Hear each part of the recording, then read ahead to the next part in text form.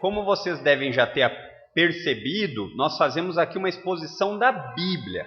Então é importante que você tenha a sua Bíblia na mão. E fique com ela aberta no texto em que vai ser explicado, exposto, para que você possa compreender. O nosso intuito aqui não é que ninguém seja edificado apenas por causa de uma psicologia humana. Eu não vou animá-los a partir de um ponto de vista meramente da minha cabeça.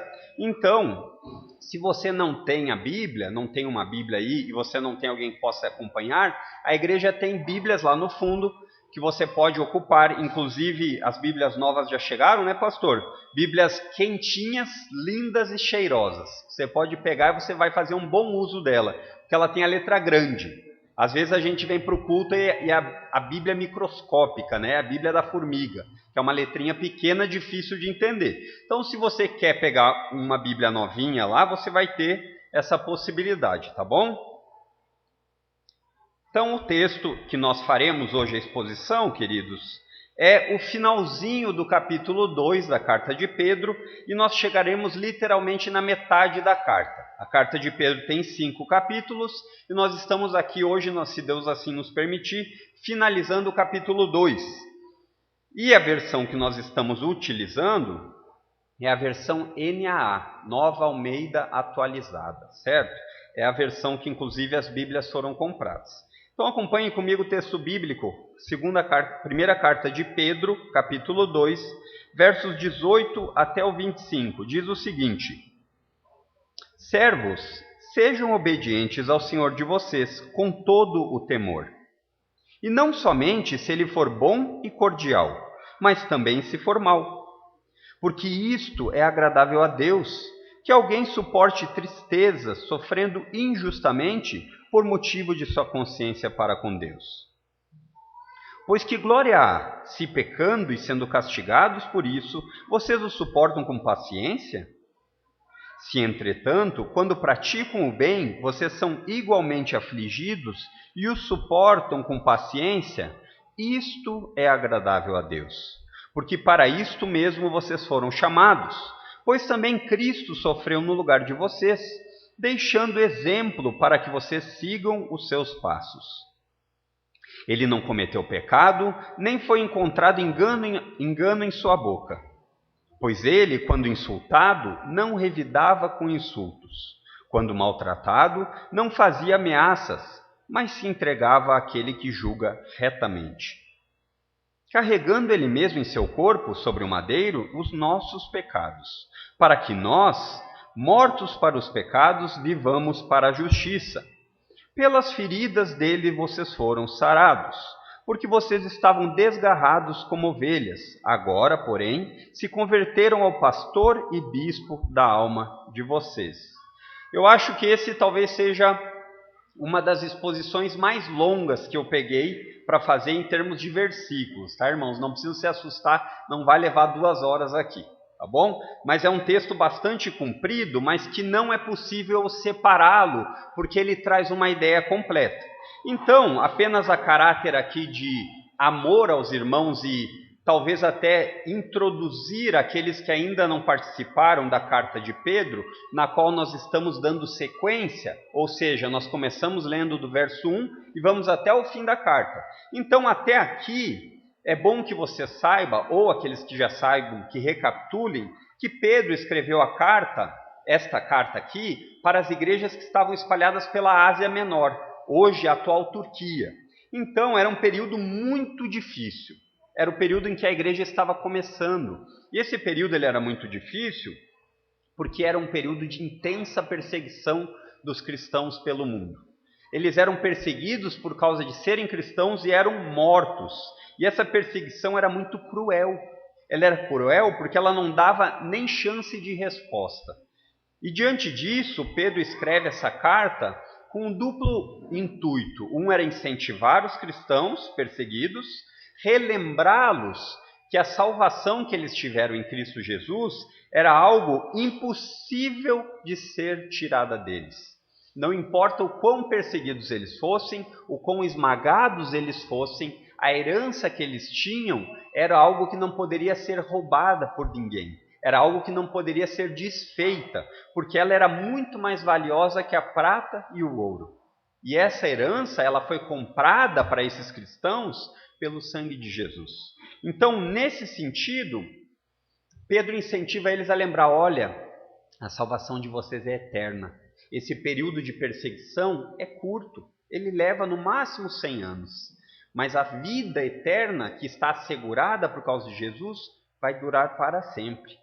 Este era o cenário em que Pedro escreve. Ele incentiva os cristãos a lembrarem de tão grande salvação, que essa salvação ela tem um valor incomparável. Incomparável é aquilo que você, hoje, se você parar para pensar, você diz assim, isso eu não trocaria por nada. Isso que eu tenho, o que é mais valioso na minha vida que se alguém viesse e me oferecesse o mundo inteiro, eu não venderia? Pois bem, essa é a ideia de Pedro, é a salvação da sua alma. E Pedro faz isso falando para eles, não sabendo que estava tudo muito fácil.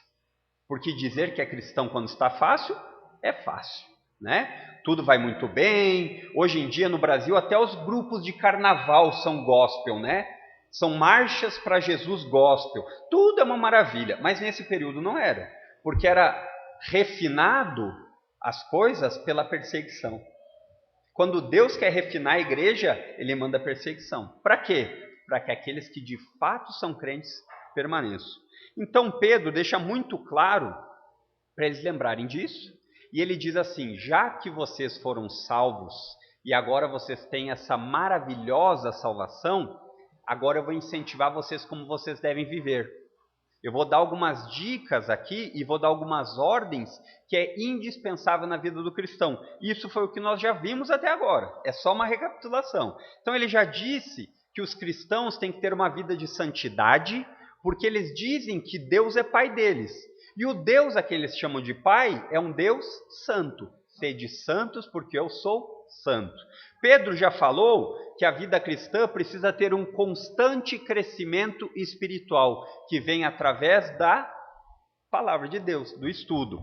Pedro já falou da necessidade na igreja dos irmãos terem um amor sem fingimento, se amarem verdadeiramente.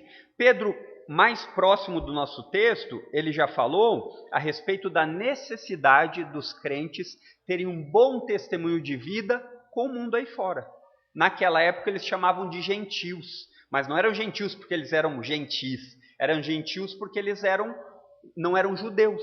Essa é a ideia dos gentios. Depois, a última pregação que a gente fez a exposição, nós vimos a necessidade de um bom exemplo diante das autoridades constituídas. E agora, especificamente, Pedro está falando a respeito do bom exemplo, de um comportamento exemplar diante dos senhores terrenos, diante daqueles que são, de alguma forma, os nossos chefes. Então, nós poderíamos aqui dizer, trazendo para o nosso contexto aqui do nosso mundo moderno, diante daqueles, nós devemos ter um bom exemplo, um comportamento exemplar, diante daqueles a quem nós prestamos algum tipo de serviço, certo? E o meu objetivo aqui, irmãos, é que nós, cristãos, tenhamos a convicção. Convicção é algo que você tem certeza, da necessidade de um bom exemplo, da necessidade de um bom testemunho em todas as áreas da nossa vida. E aqui, mais especificamente, no trabalho que nós desempenhamos. Vamos agora orar. Querido Deus, mais uma vez nós estamos diante de Ti e pedimos que o Senhor seja gracioso conosco. Nos ajuda a todas as vezes que o texto bíblico falar, nós possamos considerá-lo e reconhecer que ele deve ter a primazia em nossas vidas. Ele deve ser o nosso guia seguro, porque o nosso coração é duvidoso. Nós somos muitas vezes motivados pela emoção, pela tristeza, pela alegria. Mas a Tua palavra, ela é firme e ela é fiel para nos conduzir apesar de nós mesmos. E por isso nós te pedimos que o Senhor nos ajude ao caminharmos por esse texto de hoje. Em nome de Cristo é que oramos. Amém. Queridos, então, nós precisamos ter um comportamento exemplar no trabalho. Em primeiro lugar, a perguntinha que eu quero responder 3 perguntas para os irmãos através desse texto. A primeira pergunta é: como nós podemos ter um comportamento exemplar no trabalho? Como? Em primeiro lugar, obedecendo o seu senhor terreno. Versos 18 a 20. Diz o seguinte: servos, sejam obedientes ao senhor de vocês com todo o temor, e não somente se ele for bom e cordial, mas também se for mau, porque isto é agradável a Deus, que alguém suporte tristezas sofrendo injustamente, por motivo de sua consciência para com Deus. Pois que glória há, se pecando e sendo castigados por isso, vocês o suportam com paciência. Se, entretanto, quando praticam o bem, vocês são igualmente afligidos e suportam com paciência, isto é agradável a Deus. Então, pessoal, irmãos, a versão da NVI e da NVT, que são 2 traduções, esse comecinho, ao invés de dizer servos, ela já traz a palavrinha escravos, que traz bem a ideia do que Pedro está falando, tanto como o pastor Fernando falou, gramaticalmente, quanto de história, contextualizando no período em que ela está sendo escrita. Então, a ideia de escravos é exatamente o que Pedro quer dizer aqui. Era comum a escravidão no período bíblico. Era comum. E muitas vezes, muitos cristãos poderiam estar sendo escravos naquela época. Mas deixo aqui abrir apenas um pequeno parênteses para que você possa entender. Nós não devemos ler as passagens que apresentam o Novo Testamento a respeito da escravidão com a mesma ideia da escravidão que você talvez lembre da história do Brasil. A escravidão no Brasil, ela era unicamente por causa da raça, cor da pele. Então, esse é o tipo de escravidão que a gente tem na mente mais próximo, não é verdade? Mas no período do Antigo Oriente não era assim. Os escravos, eles eram escravos por vários motivos. Eles eram cativos de guerra, muitas vezes havia guerra, eles eram derrotados e vinham aqueles derrotados como escravos. Eles também eram pessoas que haviam sido sequestradas dos seus lares. Eles também, muitas vezes, nasciam escravos porque os pais deles eram escravos. Eles também, a escravidão tinha um contexto de venda. Em que sentido? Você trabalhava, não conseguiu pagar suas contas, você se vendia como escravo para poder pagar suas contas. E todas essas coisas, esses conceitos de escravidão, eles tinham um lado bom e um lado ruim. Mas pode haver lado bom na escravidão? Não. O que eu quero dizer é que nem todos os escravos eram completamente maltratados. Alguns desses escravos eram educados, eles eram completamente capacitados e serviam como mestres, professores, músicos, artesãos, tutores dos filhos dos seus senhores. No entanto, também havia o lado daqueles que trabalhavam com força pesada, que eram maltratados, que os escravos praticamente tinham até marcas de gado, sabe aquelas marcas de gado que você bota no ferro e marca? Então, aqui havia esse contexto. E dentro desse contexto de escravidão, era possível você trabalhar e comprar a sua liberdade com o tempo, certo? E o apóstolo Paulo, não estou errando aqui, eu sei que nós estamos na carta de Pedro, mas o apóstolo Paulo já falou a respeito disso. Talvez o texto mais explicativo a respeito da escravidão foi o apóstolo Paulo falando em 1 Coríntios, capítulo 7, dos versos 20 a 22. Ele diz que se você está servindo como escravo, faça tudo o que você puder para se libertar. Não no sentido de guerra, no sentido de compre a sua liberdade. No entanto, se você é escravo, se submeta ao seu patrão. Por quê? Porque isso é agradável a Deus. Então, quando nós falamos que o Novo Testamento orienta o escravo a se submeter ao seu patrão, não quer dizer que a escravidão é um sistema aprovado por Deus, irmãos. Entendam isso. O objetivo das passagens que tratam do comportamento dos escravos é mostrar o seguinte: a maneira que o cristão deve demonstrar a sua fé. E não importa a condição social, pobre, rico ou não, não importa se você é escravo ou livre, e não importa também o regime político em que você se encontre, seja ele um regime democrático ou um regime, como era aqui no caso, de imperador, de monarquia, certo? Então Pedro diz, nesse texto que nós lemos, que os cristãos que estavam debaixo de uma posição de escravidão deveriam ter um comportamento exemplar. Que eles deveriam tratar o seu senhor, olha o texto lá, verso 18, com todo o temor. E a ideia aqui de temor traz respeito, traz reverência. E isso deveria acontecer, ele continua dizendo, não somente se ele for bom e cordial, mas também se ele for mau. Então, o argumento de Pedro aqui é muito claro. Olha o verso 20. Ele diz o seguinte: pois que glória há, se pecando e sendo castigados por isso, vocês o suportam com paciência. Então, Pedro, ele está dizendo o seguinte: existem motivos que muitas vezes o servo deveria ser castigado, porque ele fez coisas erradas, talvez roubou o seu patrão. E daí ele roubou o seu patrão e o patrão lhe dá açoites e ele diz assim, não estou nem sentindo. É mais ou menos essa ideia. Não há glória nenhuma nisso, porque você mereceu ser castigado.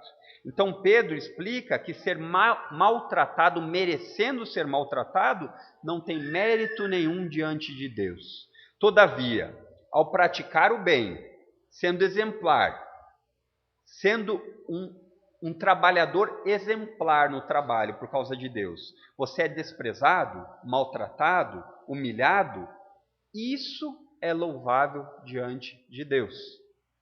O favor de Deus, ele está sempre sobre aqueles empregados, sobre aqueles trabalhadores tratados de maneira injusta, mas que aceitam esse tratamento não porque eles acham agradável, mas porque eles sabem que Deus está no controle. É essa a ideia da soberania de Deus. E nós, como nós moramos no lado ocidental, talvez nós não seremos capazes de entender essa ideia de escravidão. Até porque não existe isso muito para o lado de cá, não é? No lado do ocidente. Mas podemos aqui facilmente aplicar isso ao seu trabalho, ao seu chefe, ao seu patrão no trabalho. E a ordem que Pedro dá aqui é que nós devemos ser obedientes aos nossos chefes. Nós devemos respeitá-los. E não somente aquele que é cordial e bonzinho.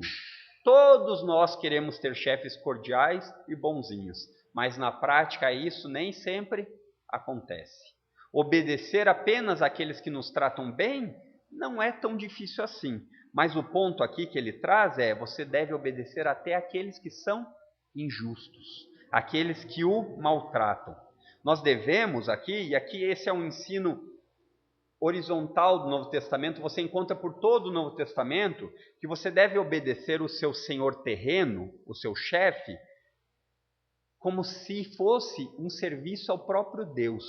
Espera aí, você quer dizer que o meu senhor terreno é Deus? Não, eu quero dizer que você sempre deve lembrar a quem você está servindo em primeiro lugar.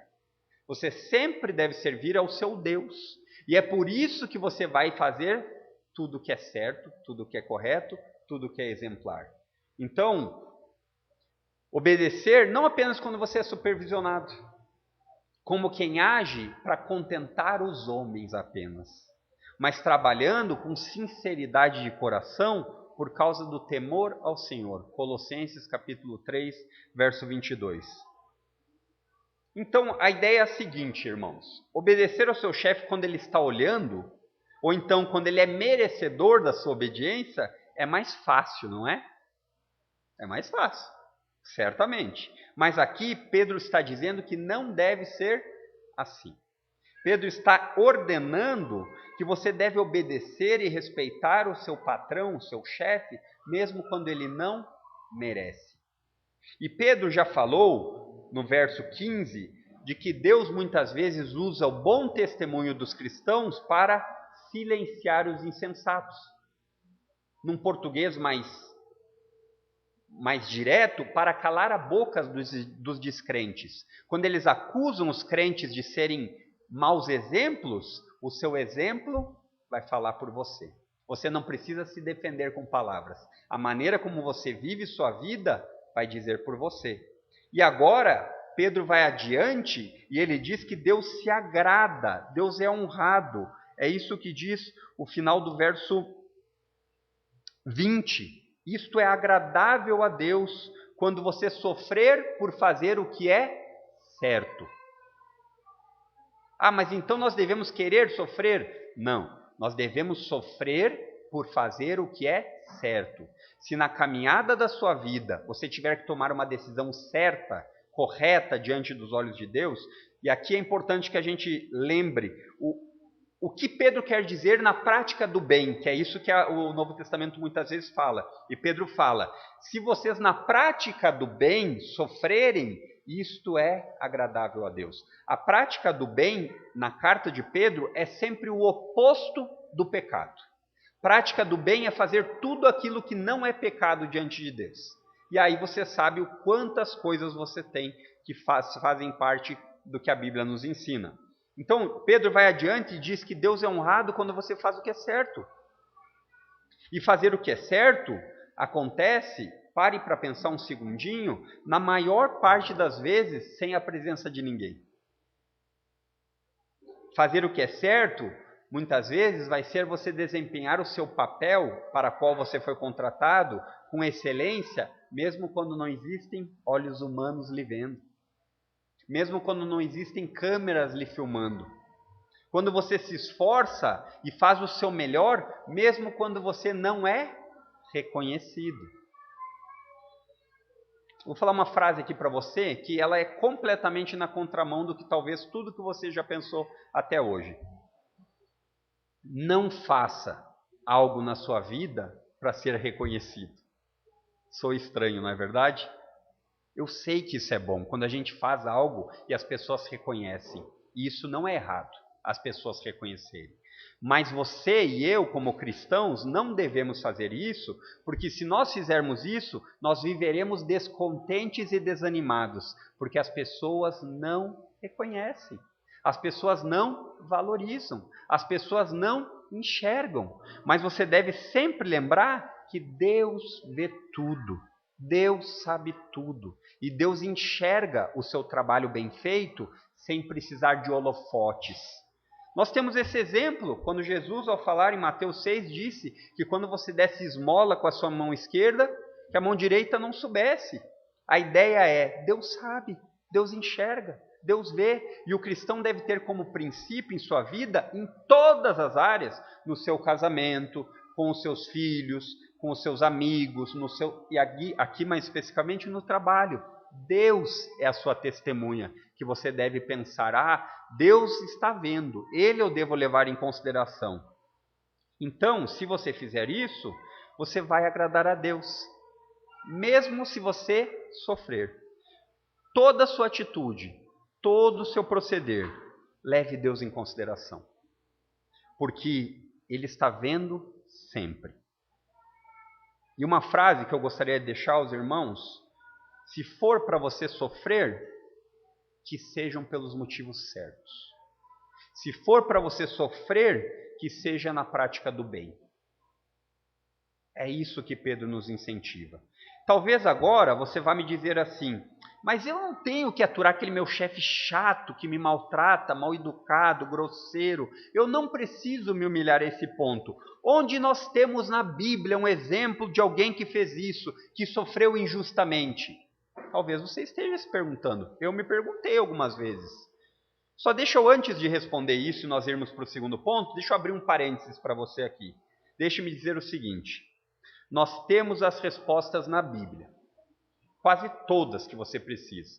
Talvez não diga na Bíblia qual a cor do carro que você vai comprar, mas ela lhe dá princípios que você pode se guiar. Então nós temos as respostas na Bíblia, nós temos, mas ela talvez não seja a que você quer ouvir. Esse parênteses é importante de eu abrir, porque nós estamos falando em sofrer injustamente. Nós temos a resposta, mas talvez não seja o que você está querendo ouvir.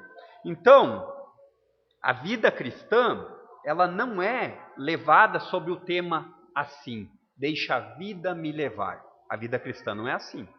mas ela vai levar o lema: aquele que me ama obedece os meus mandamentos. João 14, 21. É assim que nós vivemos a vida cristã. Então, voltando à pergunta que eu fiz antes, que talvez você esteja fazendo, onde temos o exemplo?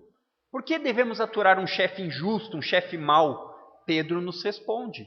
Em segundo lugar, porque para isto fomos chamados. Verso 21 ao verso 24. Ele diz assim: porque para isto mesmo vocês foram chamados. Pois também Cristo sofreu no lugar de vocês, deixando exemplo para que vocês sigam os seus passos. Ele não cometeu pecado, nem foi encontrado engano em sua boca, pois ele, quando insultado, não revidava com insultos. Quando maltratado, não fazia ameaças, mas se entregava àquele que julga retamente, carregando ele mesmo em seu corpo sobre o madeiro os nossos pecados, para que nós, mortos para os pecados, vivamos para a justiça. Pelas feridas deles vocês foram sarados. A resposta está aqui. Existiu um exemplo que sofreu injustamente no lugar de outros. Sofreu injustamente porque ele não fez nada para sofrer. E, no entanto, ele sofreu. Essa palavrinha, quando ele começa o texto dizendo, porque para isto mesmo, quer dizer que os cristãos são chamados para sofrer praticando o bem. Qual é a ideia? Jesus sofreu por praticar o que era certo. Então, os cristãos são chamados para viverem dessa forma. São chamados para sofrer injustamente e por fazer o bem, como Cristo fez. Nós somos chamados a vivermos como pessoas que praticam o bem, mesmo quando isso custa um preço alto. E vai custar. E o preço é alto. Porque muitas vezes você vai ter que sentir na carne a dor, a injustiça. E isso acontece. Nós somos chamados a obedecer os nossos senhores terrenos, mesmo quando isso trouxer dificuldades. Mesmo quando isso lhe fizer, muitas vezes, lhe trazer humilhação. Você ser humilhado, seu chefe não lhe tratar de maneira educada. Isso pode acontecer. E o curioso é que Pedro não disse assim para eles: olha, então vamos nos juntar, somos milhares, vamos fazer uma guerra, vamos ir. Não, Pedro diz assim, viva como Cristo viveu. Mostre como você é pelo exemplo de vida. E o nosso maior exemplo é o de Jesus. E ele tem todas as características das quais nós estamos falando. Olha o finalzinho do verso 21. Deixando exemplo para que vocês façam o quê? Sigam os seus passos. Pedro aqui está citando Isaías 53, 9, quando ele começa o verso 22 agora, o verso 22 ele vai dizer assim: ele não cometeu pecado, nem foi encontrado engano em sua boca. E Pedro cita aqui Isaías 23, 9, dizendo que realmente Jesus não tinha nenhuma falha. Jesus não tinha nada a ser declarado contra ele. Você tem, eu tenho. Nós não somos muitas vezes sem falha. Jesus era. Jesus não tinha. Ele sim poderia dizer assim: eu não mereço ser maltratado pelos judeus. Eu não mereço ser maltratado por Pilatos, pelas autoridades romanas. Quando o texto diz aqui para nós que não foi encontrado engano em sua boca, ele quer dizer que Jesus nunca enganou ninguém. Ninguém poderia chegar a ele e falar: ele já me enganou, ele já me disse mentiras. Ninguém. Mesmo assim, Jesus sofreu. E o texto nos diz, o finalzinho do verso 21, que ele deixou um exemplo a ser seguido. Olha o verso 23 agora. Quando ele era insultado, não revidava com insultos.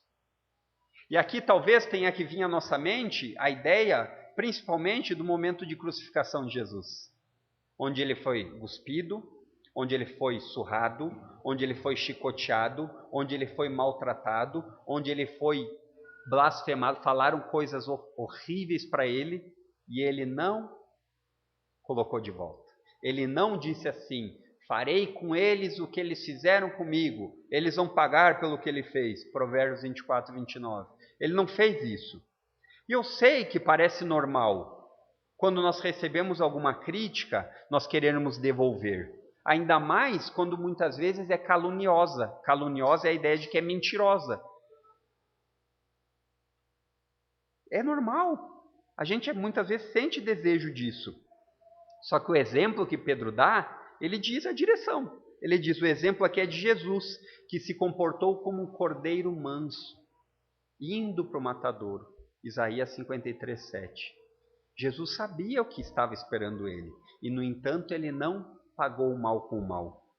Quando ele sofria, o texto continua nos dizendo, quando maltratado ou quando sofria, ele não pagava com ameaças. Você imagina, Jesus, o Senhor do universo, o Deus que criou tudo, veio à terra, se humilhou ao ponto de vir como um homem à terra.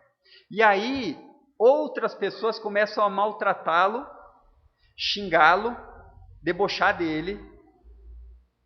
E ele não merecia isso. Você merece, eu mereço. Ele não merecia isso. E, no entanto, sabe o que ele fez? Ele não pagou o mal de volta. Seguirei o meu bom mestre, seguirei o meu... Será que nós estamos dispostos a seguir Jesus mesmo? Esse é o exemplo. Então, no trânsito, quando você está indo e um cara fecha a sua frente, não precisa dizer mais nada, né? E Jesus, ao invés disso, o texto nos diz, final do verso 23, o que ele fazia. Ele diz assim, quando maltratado, não fazia ameaças, mas se entregava àquele que julga retamente. Você também deve fazer assim. Isso você pode fazer de duas formas. Lembrar que todo mal que é feito nesse mundo, seja para você ou seja para os outros, não está passando despercebido. As coisas não estão apagadas na memória de Deus. Todos esses crimes, esses homicídios, essa corrupção que o nosso país está sendo assolado sem parar, nada disso está esquecido por Deus. Chegará um dia em que Deus vai trazer isso à luz e cada um vai receber o castigo merecido. Mas com nós cristãos, Jesus deixou o exemplo.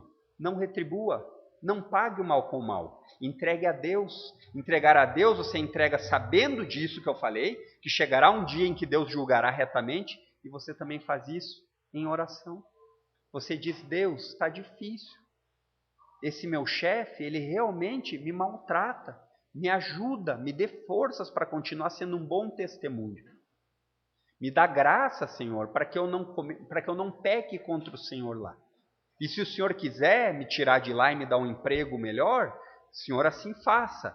Mas, Senhor, eu sei que nesse outro emprego eu posso de novo ter um chefe que me maltrata. Então, queridos, o mal existe no mundo. Quando Jesus disse que nos guardaria, mas ele disse que ele não iria nos tirar completamente do mundo. Ele só iria nos proteger do mal. Então, todas as vezes, a partir de hoje, todas as vezes que você estiver passando por uma dificuldade no seu trabalho, uma dificuldade na sua escola, a dificuldade em algum relacionamento, antes de se lamentar e dizer, ai, sempre é comigo, se vitimizar, como a gente faz com frequência até, lembre, Cristo sofreu no lugar de vocês. Aqui é o verso 21 que está dizendo isso. Ele diz, a parte final do verso 21 diz, pois também Cristo sofreu no lugar de vocês. E a pergunta que talvez você faça, se você não fez eu vou lhe ajudar a fazer, é, o que quer dizer quando o texto diz que Cristo sofreu no nosso lugar? Bem, aqui nós podemos tirar duas lições. A primeira é que o contexto da carta, como o pastor Fernando nos alertou, é importante, irmãos. A Bíblia não é lida como você quer. Ela é um livro que precisa ser lido com o seu contexto histórico, o que estava acontecendo naquela época, e gramaticalmente correto. Então você não pode dar saltos e querer tirar versículo e jogar. Então, o primeiro do contexto, a primeira lição é que Jesus sofreu injustamente por praticar o bem. O pecado de você, o pecado dos judeus, o pecado daquela época, ele teve que sofrer. Então, sofreu no lugar de quem? O justo pelos injustos. Aquele que não tinha pecado por aqueles que tinham pecado. Essa é a primeira lição que nós tiramos da ideia de Cristo sofreu no lugar de vocês. É a ideia de uma injustiça. Ele não merecia sofrer e ele sofreu. Sofreu por quê? Por fazer o bem. Então esse é o exemplo que você deve seguir. E a segunda lição aqui, é uma doutrina de valor enorme, que chama-se a doutrina da ideia da substituição, que é Jesus teve que trocar de lugar com você para que você pudesse ser perdoado dos seus pecados. Como um Deus que é justo não condena o pecado que é mau, Deus condena. Então Jesus teve que levar os pecados e ser condenado por todo aquele que nele crê. Houve uma troca de lugar, para que Deus não deixasse de ser justo. Então, quando você entender aqui esse texto que lê e falar, Jesus sofreu no lugar de vocês, você lembre que você não vai ter, se você está em Cristo, unido a Cristo, que sofrer o julgamento pelos seus pecados. E isso talvez seja algo que nós não conseguimos imaginar. Assim como a gente canta aquela canção, eu nunca saberei o preço dos meus pecados lá na cruz. Não foi muito afinado, mas a ideia deu para entender, né, irmãos? Essa é a ideia. Você nunca vai ser capaz de entender, porque o seu pecado, ele merece uma condenação eterna. Eterna não é 90, 100 anos que a gente pode viver no máximo. Eterna é, acabou os 100 anos? Não, você olha no relógio, o tempo está lá. E passa o ano e o tempo está e o inferno não sai. E você está lá sofrendo eternamente.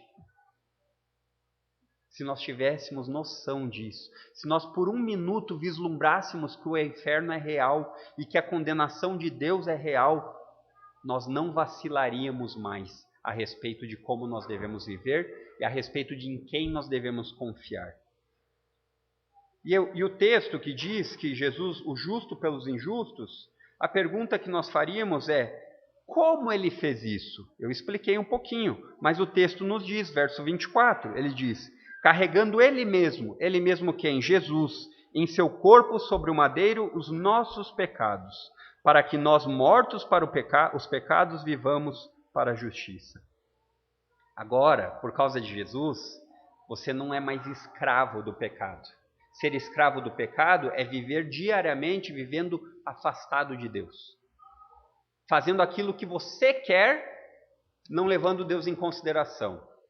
Quando você crê em Cristo, você é liberto disso.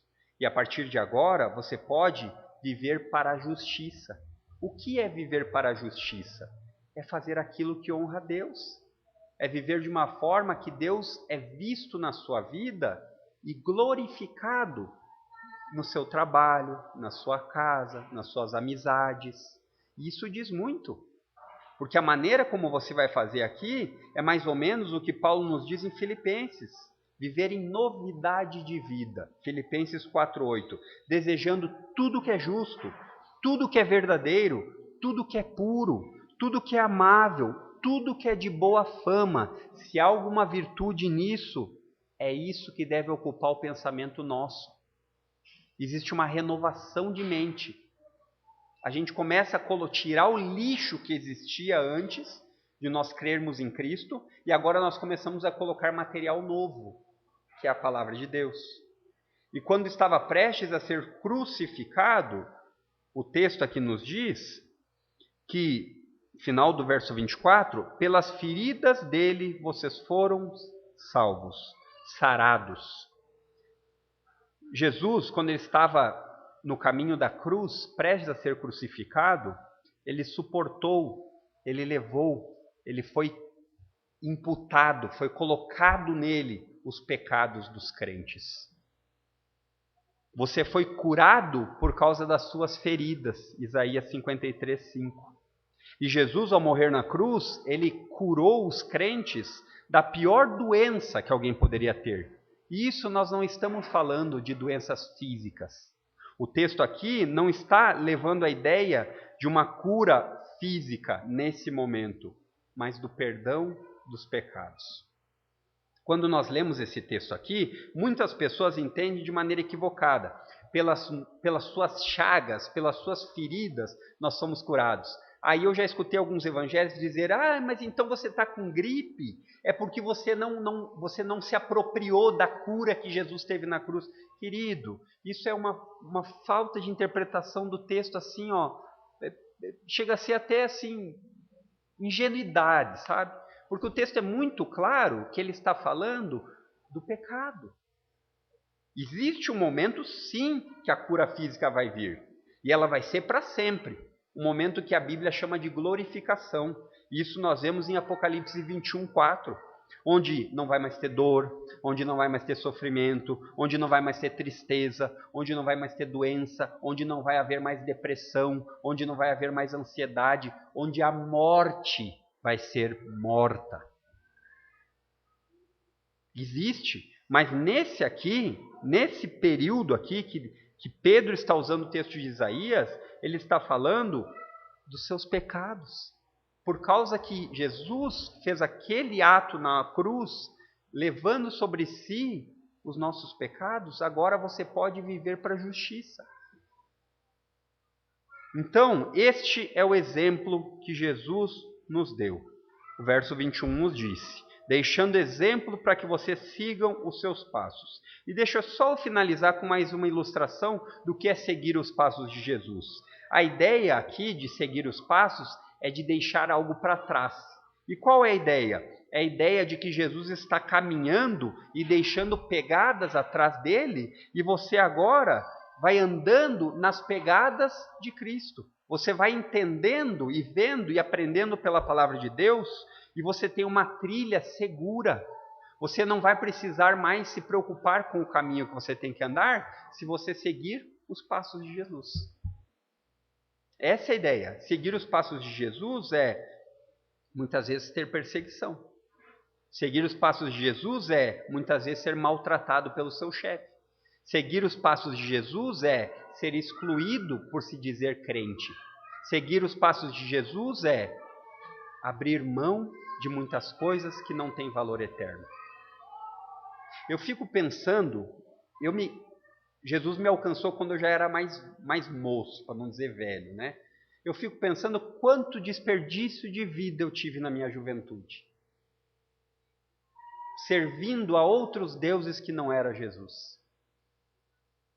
Quanto desperdício de vida há na vida dos jovens, quando ao escutar uma pregação, escutar o texto bíblico, dizem, nossa, que chatice. Chatice é BBB. Isso é chatice. Chatice é a gente se acomodar aos padrões do mundo. Jesus tem valor eterno. Quer você acredite ou não, a verdade continua sendo verdade. Então, o meu incentivo aos jovens, às crianças que estão crescendo, valorizem a Cristo. Desfrutem dele. Não existe outra alegria permanente e duradoura do que Jesus. Eu sei que existem muitas coisas que nos dão prazer. Eu sei que existem muitas coisas legais. Eu não estou dizendo que é errado você querer se divertir, dependendo do jeito, você querer ver filmes legais, mas lembre-se, o que tem valor eterno? Coloque na balança. Nisso gaste o seu tempo.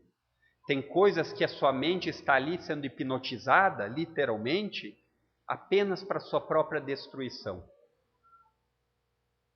Chegará um dia em que o Senhor Jesus vai voltar e Ele vai separar os bodes das ovelhas. Ele vai separar aqueles que não deram valor àquilo que escutaram. E por que eu falo isso? Por que eu falo a respeito de quanto antes você crescer em Cristo, quanto antes... Porque existem milhões de pessoas que morrem para ter 2 páginas da Bíblia. Você tem a Bíblia inteira e muitas vezes você não dá bola. Muitas vezes você vem no culto e fica catando mosca. Você vem no culto acumular condenação para si. Sabe por quê? Não se choque com isso, mas quanto mais você aprender de Jesus e menos você acreditar nele, é mais condenação que você compra. É como se você fosse no mercado e olhasse um produto escrito assim: você precisa desse produto, e você passa no corredor e nunca pega. Só que todas as vezes que você passa naquele corredor, é como se o produto estivesse ficando mais caro para você. E chegará um dia em que você será cobrado por não ter querido aquele produto. Agora é lógico que a maneira de falar da salvação como um produto é muito perigosa, mas eu fiz isso para talvez alertar sua mente de que isso é importante.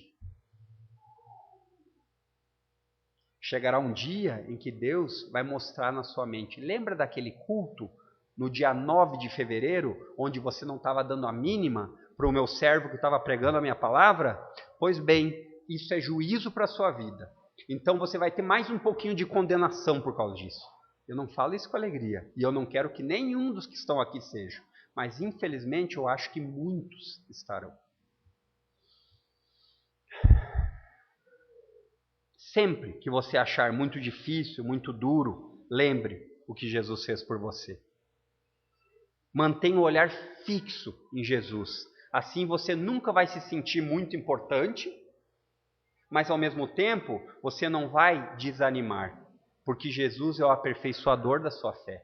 Se você continuar olhando para Ele, Ele vai aperfeiçoar a sua fé. Ele vai edificar a sua fé. Pensem em toda hostilidade, todo maltrato, toda dor que ele teve que suportar. E desse modo, vocês não vão ficar nem cansados e nem desanimados. Afinal de contas, nenhum de vocês e nem eu tivemos que derramar do nosso próprio sangue para perdão dos pecados. Hebreus capítulo 12, 2 a 4. Então Pedro utiliza o exemplo de Cristo para encorajar e guiar. E você tem em Jesus a salvação. E você tem em Jesus o modelo a ser seguido diante das injustiças que você passa. Então, devemos ter um comportamento exemplar no trabalho. Como? Obedecendo os nossos senhores terrenos. Por quê? Porque para isso você foi chamado. Imitar o exemplo de Cristo. E em terceiro lugar, verso 25, para quê? Para viver como verdadeiros discípulos. Verso 25. Porque vocês estavam desgarrados como ovelhas. Agora, porém, se converteram ao pastor e bispo da alma de vocês.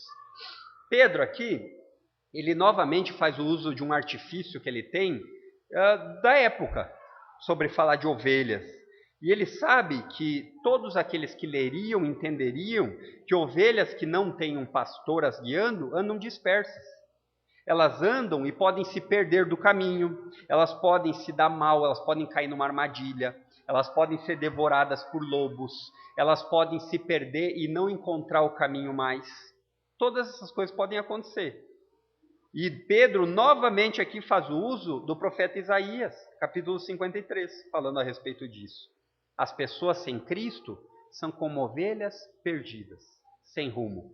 Pessoas que estão acreditando em falsos deuses. Por quanto tempo? Elas acreditam naquilo que não existe. E é curioso isso de ver. Como as pessoas se ajoelham diante de imagens de madeira, que não ouvem, não falam, não vê. E elas colocam toda a devoção delas a essas imagens.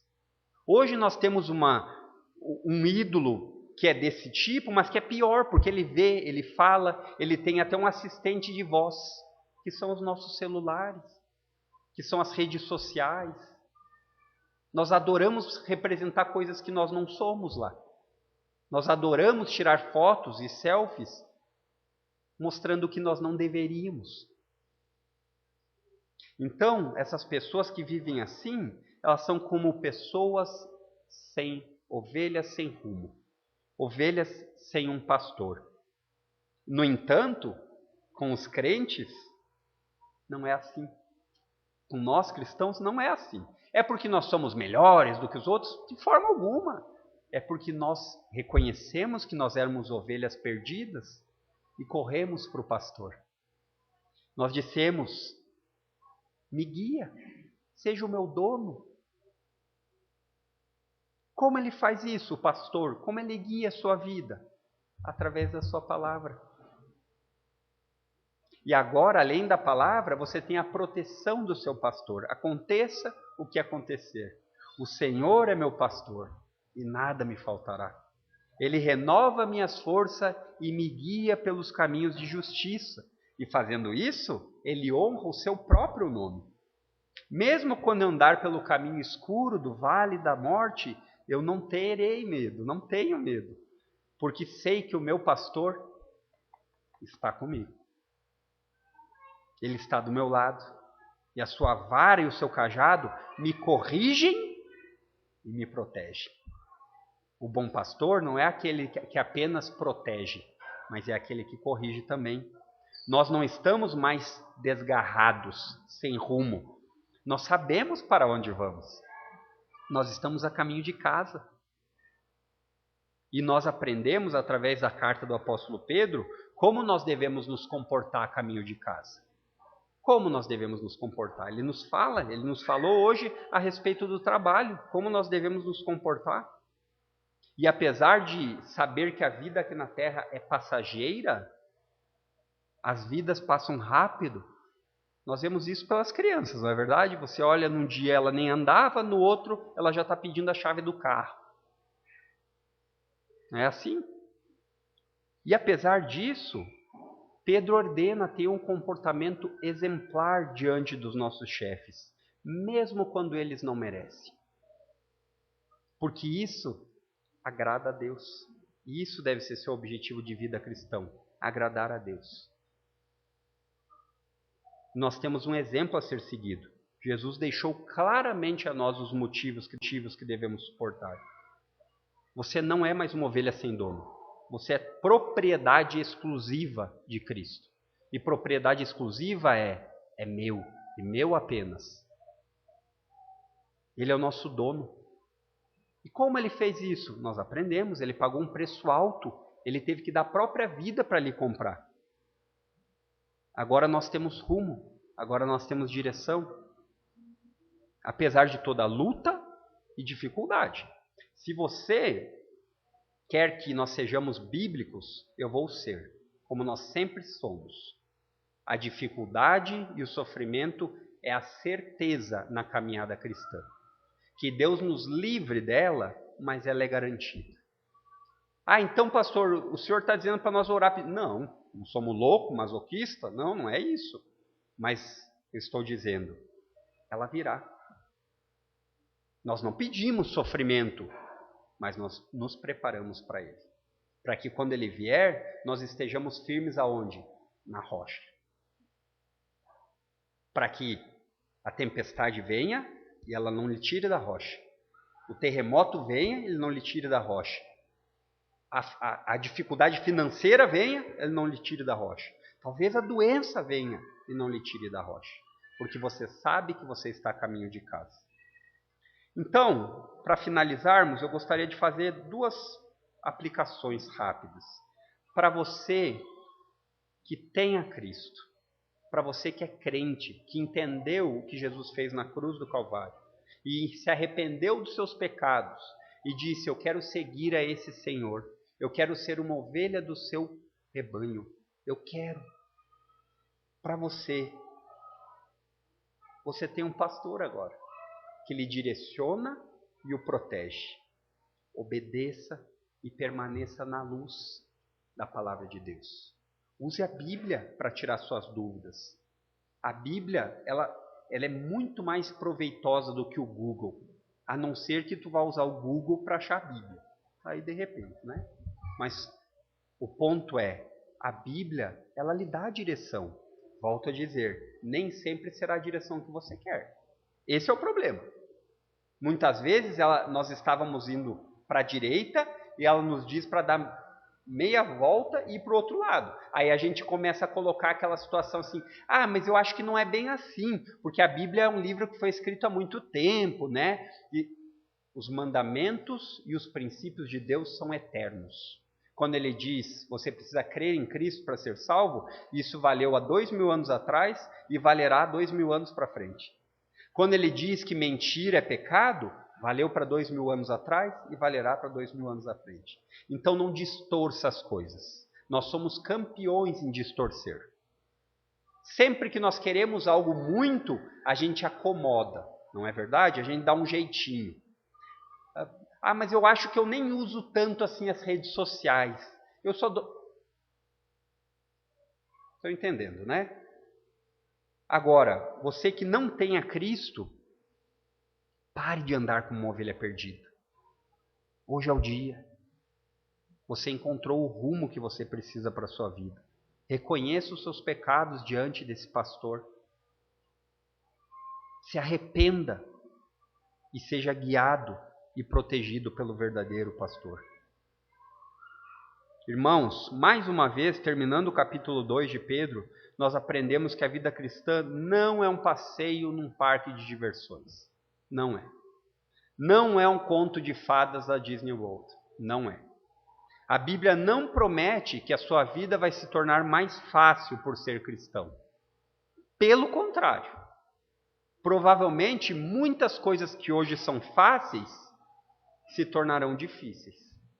Seja no trabalho, seja na sua casa, seja no colégio. Todavia, o conforto que você pode ter certeza é, apesar de todas as lutas, todas as dificuldades, se você é propriedade de Jesus, esse pastor o guiará e o protegerá até o fim. Aquele que começou a boa obra em você é fiel e poderoso para completá-la até o fim. Então, o cristão precisa ter um comportamento exemplar no trabalho. Em primeiro lugar, como? Obedecendo ao seu senhor terreno. Em segundo lugar, por quê? Porque para isso você, crente cristão, foi chamado, para imitar o exemplo de Cristo. Para quê? Para que você possa viver como um verdadeiro discípulo de Cristo. Vamos orar.